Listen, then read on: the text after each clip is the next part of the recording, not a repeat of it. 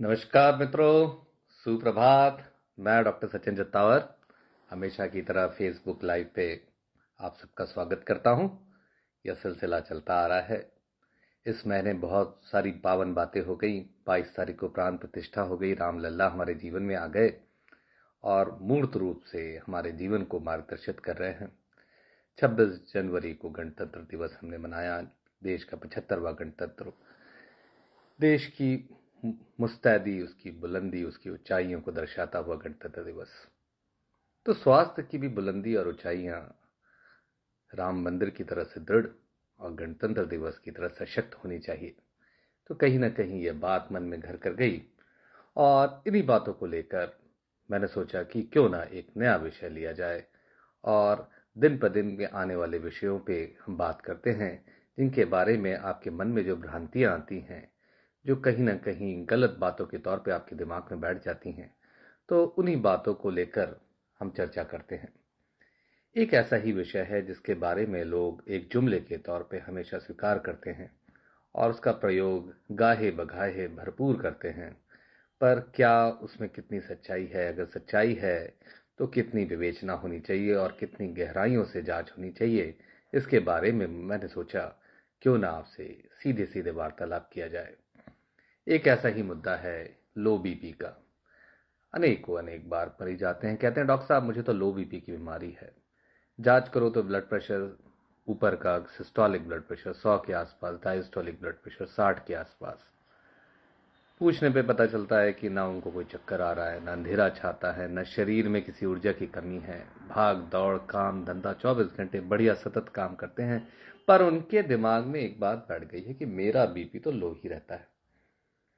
तो यह बात क्या है? तो भाई मित्रों, ये कहना चाहूंगा कि कोई भी लक्षण होता है, जो वाइटल साइंस होते हैं ना, ब्लड प्रेशर भी एक वाइटल साइंस है, नब्ज भी एक वाइटल साइंस है, सांस भी एक वाइटल साइंस है, दिल की धड़कन भी एक वाइटल साइंस है। इनका दायरा होता है। यह दायरा जो है, एक नियत दायरे में इन चीजों को बंद कर रहना होता है। जैसे अगर ब्लड प्रेशर की बात करें तो सिस्टोलिक ब्लड प्रेशर 90 से 140 तक नॉर्मल है। डायस्टोलिक मतलब नीचे वाला ब्लड प्रेशर 60 से 90 तक नॉर्मल है।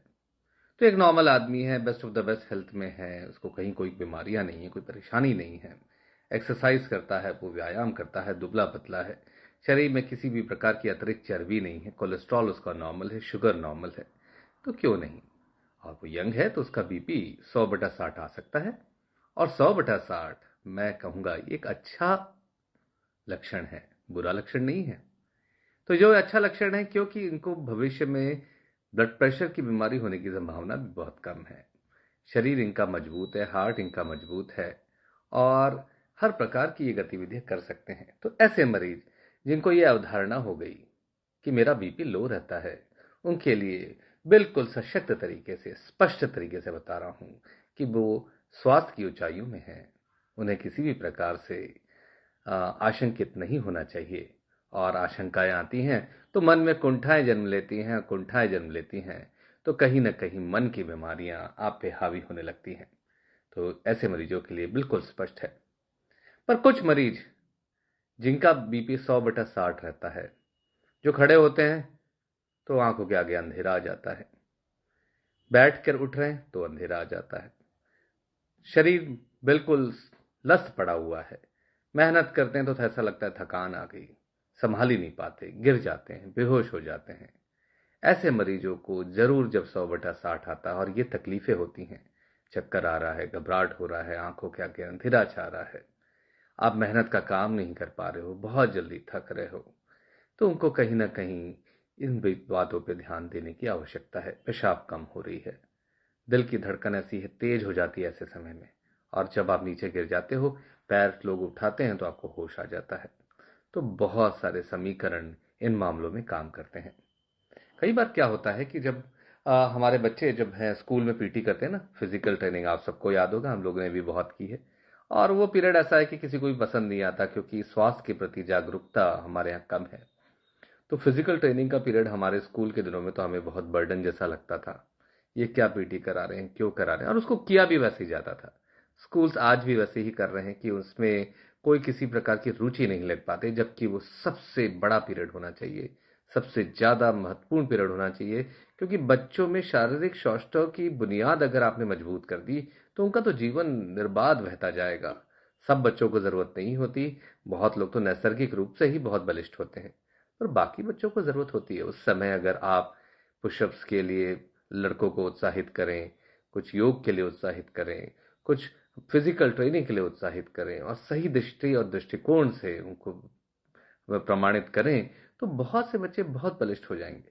तो पीटी के दौरान बहुत से बच्चे जब उनको खड़ा रखा जाता है तो अचानक से गिर जाते हैं, आंखों के आगे अंधेरा छाता है और वो गिर जाते हैं। जब जमीन पे लेटते हैं, लोग थोड़ा बहुत पैर उठाते हैं तो उनको फिर से होश आ जाता है और वो बात करने लगते हैं। ये वेज़ोवेगल सिनकपी है। तो इस तरह का कभी भी होता है तो कोई घबराने की बात नहीं है, क्योंकि आपका जो ग्रेविटी के कारण, गुरुत्वाकर्षण के कारण खून जो है वो पैरों में ही जमा रह जाता है, आधे से 1 लीटर के करीब। वो दौरा जो है, उसका दौरा, जो खून का दौरा है, वो हार्ट तक पहुंच नहीं पाता। तो हार्ट को ब्लड सप्लाई कम हो जाती है और उसी परिप्रेक्ष्य में हार्ट अपनी दिल की धड़कन तेज कर देता है। दिल की धड़कन तेज करने से जो आपके हार्ट के कंपार्टमेंट्स होते हैं ना, उसमें एक वेंट्रिकल भी है, वहाँ कुछ ऐसे रिफ्लेक्स रिसेप्टर्स होते हैं जिनके स्टिमुलेट होने पे ऐसा चक्कर आ जाता है। तो ये वेज़ोवेगल सिनकपी है, इसमें ज़्यादा कुछ घबराने की ज़रूरत नहीं है। आपको ऐसा होता है। कई बार हमारे बहुत से मरीज जो ब्लड प्रेशर की दवाओं पे रहते हैं, तो वो खड़े होते हैं तो अंधेरा छा जाता है। तो ऐसी स्थिति उनको पहले नहीं होती, पर बीपी की गोली अब खा रहे हैं, बीपी तो नियंत्रित है, पर अंधेरा छाने लगता है, तब उनको अपने डॉक्टर से मिलना चाहिए। उनको भी अपनी दवाओं में थोड़ा सा परिवर्तन करके, क्योंकि अगर गिर गए, चोट लग गई, ऐसी जगह गिर गए जहां पे गिरना नहीं चाहिए, ऊंचाइयों पे हैं, गाड़ी चला रहे हैं, तो मुश्किल हो जाएगी, जानलेवा भी हो सकता है। तो उन परिस्थितियों में आपको इन लक्षणों का बहुत ध्यान रखना है, तब आपकी दवाओं में परिवर्तन होगा और उसके अनुरूप परिवर्तन करने पे बिल्कुल सब कुछ नॉर्मल हो जाएगा। पर क्या कोई ऐसी बीमारियां होती हैं जहां लो बीपी होता है? तो मैं हमेशा अपने मरीजों को कहता हूं कि मित्रों, अगर लो बीपी की बीमारी हो गई तो मान के चलें कि जीवन में बहुत बड़ी परेशानी आने वाली है, क्योंकि लो बीपी के लिए सौभाग्य से यह है कि लो बीपी के बारे में जितनी भी अवधारणाएं हैं वो सब गलत है। पर लो बीपी की जब स्थिति सचमुच आती है तब वो जरूर बहुत बड़ी विकट परिस्थिति होती है। मैं हार्मोन का डॉक्टर हूं, तो सबसे पहले हार्मोन से ही चालू करता हूं। तो हार्मोन की इसमें क्या होता है कि एड्रिनल नाम की ग्रंथि जो है, जो कि किडनी के ऊपर होती है, आपके गुर्दों के ऊपर, दोनों गुर्दों के ऊपर एक ट्राइंगुलर शेपेड, लीफ शेपेड एक ग्रंथि होती है जिसको कहते हैं एड्रिनल्स। इससे कॉर्टिसोल नाम का हार्मोन बनता है और विशेष परिस्थितियों के लिए दिल की धड़कन बढ़ाने वाला कैटेकोलामिन्स बनता है। तो ट्यूबरक्लोसिस हमारे यहाँ बहुत कॉमन है, और ट्यूबरक्लोसिस वहाँ ज़्यादा होता है जहाँ पे खून का दौरा बहुत तेज होता है, जहाँ ऑक्सीजनेशन होता है, जहाँ ऑक्सीजन मिलता है। तो एड्रिनल ग्रंथि भी एक ऐसी जगह है। तो अगर फेफड़ों में ट्यूबरक्लोसिस है तो एड्रिनल की ग्रंथि में भी ट्यूबरक्लोसिस हो सकता है। वहाँ पे शरीर आपका काला पड़ने लगता है। ये जो सन एक्सपोज एरियाज हैं, चेहरा है, जबान है, ओठ है, ये काले पड़ने लगते हैं और आपको खाना देखकर भी खाना खाने की इच्छा नहीं होती, भूख कम हो जाती है, उल्टी जैसा लगता है, खड़े होते हैं तो सर हल्का हल्का सा लगता है। यहाँ पे हम ब्लड प्रेशर देखते हैं तो कम आता है, और इन मरीजों में अगर उल्टी दस्त हो जाए तो बीपी बहुत सामान्य से भी अधिक कम हो जाता है। तो ये एड्रिनल इनसफिशिएंसी है ऐसी, जिसमें आपको हार्मोन के डॉक्टर को दिखाना चाहिए। उनको विवेचना ना करने दीजिए। और कमाल की बात यह है कि ये हार्मोन की बीमारियां जब समुचित इलाज मिलता है तो बहुत अच्छे से नियंत्रित हो जाती हैं।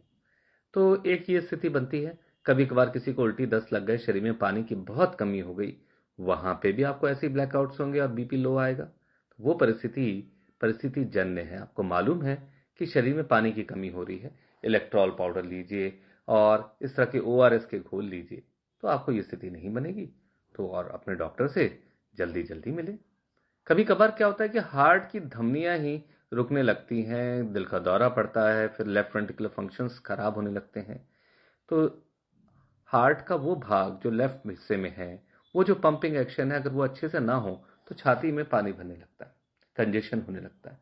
थोड़ा चले सांस भरती है, लेटे तो सांस भरने लगती है, और नींद में कुछ शुरुआती दौर में 3 4 5 घंटे के बाद नींद में इंसान अचानक से उठ जाता है।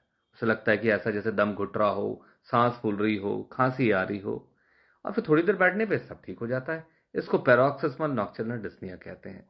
तो इस परिस्थिति में भी लेफ्ट वेंट्रिकुलर डिस्फंक्शन जब हो जाता है तो कई बार ऐसा हो सकता है कि आपका बीपी लोअर साइड में रहने लग जाए।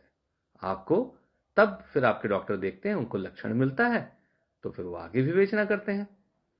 इन परिस्थितियों को छोड़ दिया जाए तो लो बीपी कभी कभार थायराइड के मरीजों में हाइपोथायराइडिज्म की कमी में भी आपको मिल सकता है, क्योंकि दिल की धड़कन कम हो जाती है तो बीपी भी कम होता है, शरीर मोटा मोटा, पर वो चीजें परोक्ष तौर पे आपको बीमारियों के तौर पे दिखती हैं। इसलिए जब भी बीपी लोअर साइड में रिकॉर्ड हो तो उसमें घबराने की जरूरत नहीं है। यह विवेचना करें कि आपके शरीर में ऊर्जा कितनी है, आपको अंधेरा तो नहीं दिख रहा, आपको ब्लैकआउट्स तो नहीं आ रहे, आपकी दिल की धड़कन तेज तो नहीं हो रही, क्या आप चक्कर खा के गिर रहे हैं, या आपकी कार्य क्षमता, काम करने की क्षमता कम हो रही है। इन परिस्थितियों में आप अपने डॉक्टर को दिखाएं। जहां हाथ पैर अगर काले हो रहे हैं तो हार्मोन रोग विशेषज्ञ को दिखाएं। इन विशेष परिस्थितियों को छोड़ दिया जाए तो बीपी के बारे में विवेचना आप अपने डॉक्टर को करने दीजिए। वो आपको बताएंगे साहब कि आप स्वास्थ्य की ऊंचाइयों पर हैं, आपको बिल्कुल भी चिंता की आवश्यकता नहीं है और आप निष्कंटक अपना जीवन जीते जाएं। तो आशा है आपको ये बात समझ में आई होगी। तो कभी भी लो ब्लड प्रेशर हो तो उससे अपने मन में दुखी होने की आवश्यकता नहीं है। हो सकता है वो एक अच्छे स्वास्थ्य के लक्षण हो और आप उसे बुरे लक्षणों में गिन रहे हो। धन्यवाद।